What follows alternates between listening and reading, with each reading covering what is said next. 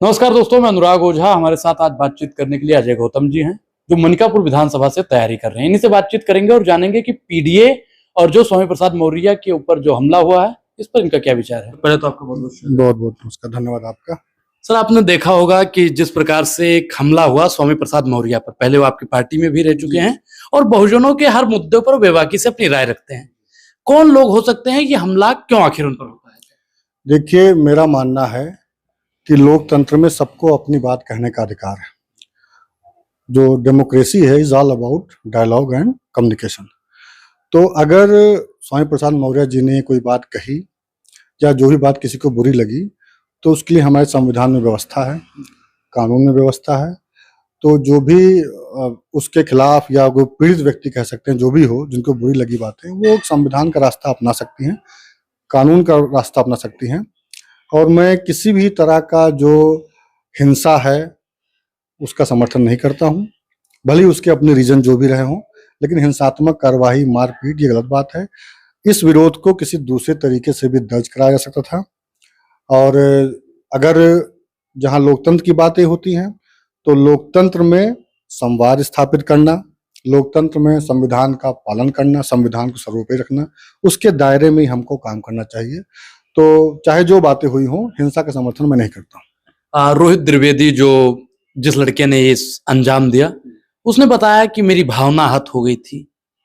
उन्होंने भगवान राम पर टीका टिप्पणी की, रामायण को फाड़ डाला।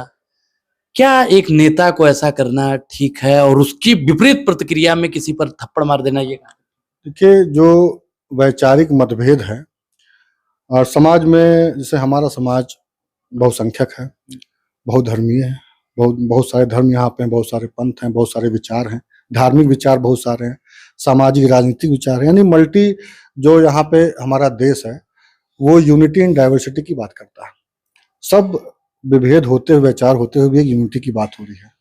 तो उसी दायरे के अंदर, उसी दायरे के अंतर्गत अगर कोई नेता कुछ बातें कह रहा है, मैं नहीं कह रहा हूँ कि गलत कह रहा है, सही कह रहा है, ये अब उसके निजी विचार है। अगर वो कोई दायरे में बात कर रहा है, तो अगर किसी दूसरे व्यक्ति को उस बात बुरी लगती है, तो भारत का संविधान है, और अगर जो भी रोहित द्विवेदी जिन्होंने कहा कि आक्रमण किया, अटैक किया, उन पे फिर लोगों ने मारा उनको, तो ये दोनों तरफ से गलत है।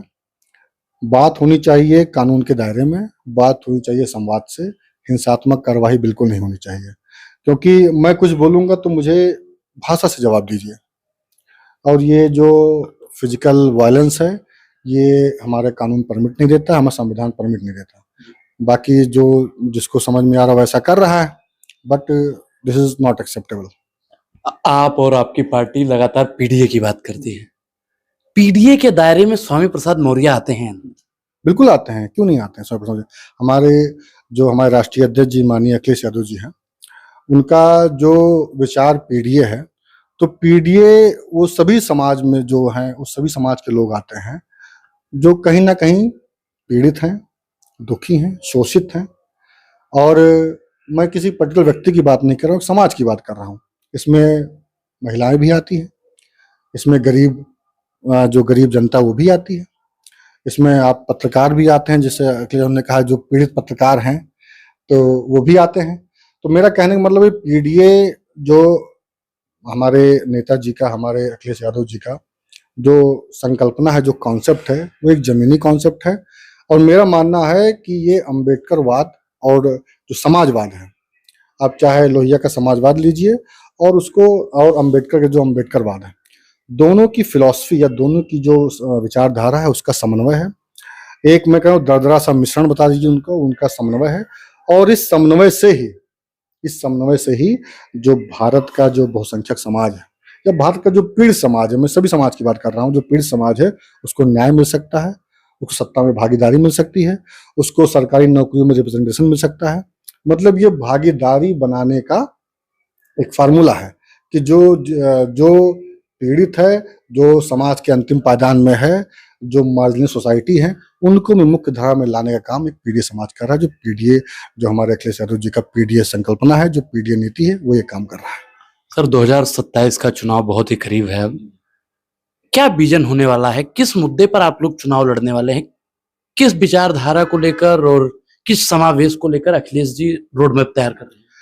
पूरी, जैसे कि ये कोई सीक्रेट नहीं है, माननीय राष्ट्रीय जी की जो पॉलिसी पीडीए है 2024 चुनाव के पहले जो बड़े पैमाने पे लॉन्च की गई, और पीडीए को लेकर ही पूरी पार्टी गंभीर है। पीडीए को लेकर ही और जो हमारा फार्मूला है, राजनीतिक दृष्टिकोण है, वो पीडीए ही है।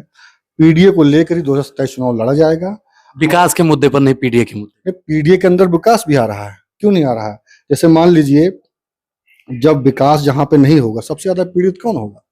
कोई अमीर व्यक्ति पीड़ित होगा विकास। वो तो मान लीजिए कोई, जैसे मान लीजिए दाल चावल महंगा हो गया, तो जो एक रिच क्लास व्यक्ति है, वो दाल चावल की महंगाई से उसको असर पड़ेगा, मर्सिडीज खड़ी है उसके असर पड़ेगा। पीड़ित कौन होगा? जो गरीब समाज है। तो पीडीए क्यों नहीं आएगा? महंगाई का मुद्दा पीडीए समाज में क्यों नहीं आएगा? बेरोजगारी का मुद्दा पीडीए समाज में क्यों नहीं आएगा? आप जो खाद पे देखिए, सैकड़ों हजारों की संख्या में लोग लाइन लग के आज खड़े, आज की डेट में खड़े हुए हैं। तो कौन खड़ा है? आपको क्या लगता है कि जो उद्योगपति हैं या बड़े बड़े उद्योग जो नामचीन, हाँ, पीडीए खड़ा है, वो पीडीए समाज खड़ा है। महिलाएं खड़ी हैं वहां पे। आज छोटा बच्चा लाइन में खड़ा हुआ है, पिता कुछ काम करने के, दिहाड़ी करने गए हैं, और उसकी उनकी माताएं बहनें लाइन में खड़ी हुई। लाइन में खड़ा कौन कर रहा है? जो पीडीए का दुश्मन है। जो पीडीए का दुश्मन कौन है? सरकार लाइन में खड़ी हुई है। तो भाजपा सरकार पीडीए की दुश्मन है। वो चाहती है कि दिहाड़ी करवाने वाला मजदूर हो, वो बिना खाए चला जाए, उसको वो पैसा उसको खाद में लगा दे, प्राइवेट खाद खरीदे, और सरकारी खाद की दुकानों पर इतनी भीड़ चल रही है। तो पीडीए की नीति के अंतर्गत ही तो है। आपने बताया पीडीए का दुश्मन भाजपा। मैं भाजपा के दो बड़े नेताओं का नाम लूंगा, देश में मोदी जी और उत्तर प्रदेश में योगी जी। दोनों में से अगर आपको एक चुनना पड़े तो पीडीए का दुश्मन कौन? मैं पूरी, मतलब जो भाजपा की विचारधारा है, नहीं सर, दोनों में से एक। मैं आप जो कह रहा हूँ, दोनों में से क्या, मैं दोनों मेरे लिए हैं, मेरे लिए दोनों ही हैं, क्योंकि कोई किसी से कम है नहीं। ये डबल इंजन की सरकार है, दोनों इंजन मैच नहीं कर रहे हैं। जैसा राष्ट्रीय जी कहते हैं, दोनों इंजन खटपटा रहे हैं, लखनऊ से दिल्ली का संवाद नहीं हो रहा है। तो जब दोनों इंजन डबल इंजन सरकार है, तो पीडीए के दुश्मन तो दोनों सरकार हैं, क्योंकि दोनों जगह ऐसी पॉलिसी बनाई जाती है। क्या खाद में जो लाइन पे खड़ा हुआ है आज, या सड़क के लिए जो खड़ा हुआ है, या आप आधार केंद्र पे गोंडा में अम्बेडकर चौराहे जाइए, बेचारे छोटे छोटे बच्चे गर्मी में सुबह से 6 बजे से भीड़ स्टार्ट हो जाती है, दिन भर भीड़ लगी रहती है। तो कौन खड़ा है? वो किसने पॉलिसी बनाई? कौन उसका अच्छे से क्रियान्वयन नहीं कर पा रहा है? तो पीडीए तो खड़ा है। तो पीडीए समाज के दुश्मन तो बिल्कुल है ही है। क्या आपकी सरकार में खाद के लिए पीडीए नहीं खड़ा था? क्या आपकी सरकार में सिलेंडर के लिए पीडीए नहीं खड़ा था? अब इस कदर तो नहीं खड़ा था, लेकिन खड़ा था, ये मानते हैं। खड़ा लाइन पीडीए रोड पर था। नहीं, पीडीए रोड पर मैं ये नहीं कह रहा हूँ पीडीए रोड पर था, पीडीए को अचानक से वो हो जाएगा। लेकिन मेरा कहने का मतलब है कि जिस हिसाब से पॉलिसी बनाई जा रही है, जिस हिसाब से उसका एडमिनिस्ट्रेशन हो रहा है, वो एकदम दोयम दर्जे का हो रहा है। और अगर डबल इंजन की सरकार होते हुए, बहुमत होते हुए, दोनों सरकारों में बहुमत होते हुए भी अगर हमारा समाज, किसान परेशान है, युवा परेशान है, शिक्षक परेशान है, अब क्या कहते हैं कि बच्चे परेशान हैं, अगर ये लोग परेशान हैं, किसकी गलती है? हम विपक्ष से पूछेंगे कि ये हुआ नेहरू के समय में क्या हुआ था, या गांधी के समय में, या फिर अखिलेश यादव जी के समय में क्या हुआ था? आज की डेट में अकाउंटेबिलिटी किसकी बनती है? आप अगर अब शासन सत्ता जानना चाहते हैं तो अकाउंटेबिलिटी कहाँ चलेगी? इतनी बड़ी घटना हो गई, इतनी बड़ी जब घटना हो गई वहां पे पहलगाम में, एक इस्तीफा नहीं हुआ किसी का। पहले लोग नैतिक जिम्मेदारी लेते हुए गृह मंत्री तक इस्तीफा दे देते। आज क्या हुआ? आज आप इस्तीफे की मांग करेंगे तो आपको सबसे बड़ा देशद्रोही करार दिया जाएगा। आप करप्शन की बात करेंगे, सबसे बड़ा देशद्रोही आप ही हो जाएंगे। लेकिन राजनाथ जी ने कहा कि कितनी पेंसिल टूटी, कितने पेन टूटे, ये मायने नहीं रखता। परीक्षा का परिणाम क्या है, ये मायने रखता है।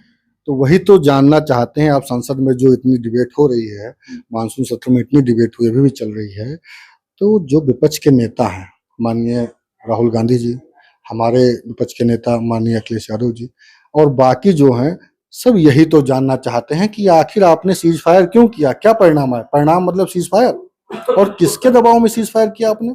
हमने अपने आप से तो कबूल थे कि उन्हें कि हमने सीज फायर किया। राहुल गांधी जी कह चुके हैं लगभग 25 बार। अब की बार ट्रंप सरकार वाले जो ट्रंप जी हैं, उन्होंने 25 मंचों पे 25 बार कहा है कि मैंने युद्ध रुकवाया है इंडिया पाकिस्तान में।